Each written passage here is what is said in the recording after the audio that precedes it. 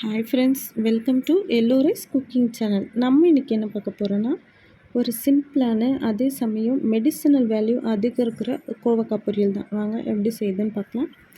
வானொலியை அடுப்பில் வச்சுட்டு தேவையான அளவு எண்ணெய், கொஞ்சமாக கடுகு உளுத்தம் பருப்பு சேர்த்து, கடுகு உளுத்தம் பருப்பு பொரிஞ்சதும் கட் பண்ணி வச்சுருக்கிற கோவக்காயை அது கூட சேர்த்துக்கோங்க.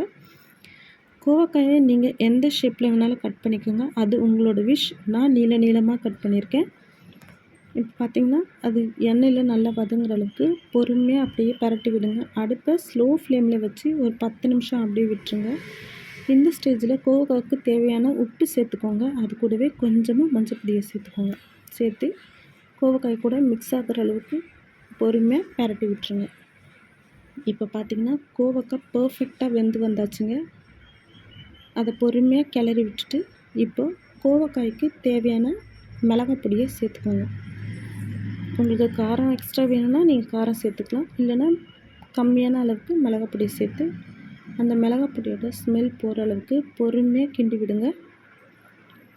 ஒரு 3லேருந்து 4 நிமிஷம் ஸ்லோ ஃப்ளேமில் அடுப்பு வச்சிட்டிங்கன்னா பொறுமையாக கிளறி விடுங்க.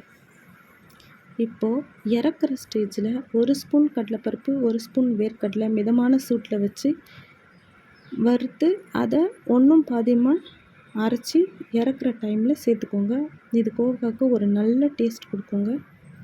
கோவக்காய் பிடிக்காதுன்னு சொல்கிறவங்க கூட சாப்பிடுவாங்க. இப்போ ஃபைனல் டச்சாக ஒரு கொத்து கருவேப்பிலை சேர்த்து சர்வ் பண்ண வேண்டியது தான். அவ்வளோதாங்க. நம்ம சேனல் பிடிச்சிருந்தால் லைக் பண்ணுங்கள், ஷேர் பண்ணுங்கள், கமெண்ட் பண்ணுங்கள், சப்ஸ்கிரைப் பண்ண மறந்துடாதீங்க. தேங்க்யூ.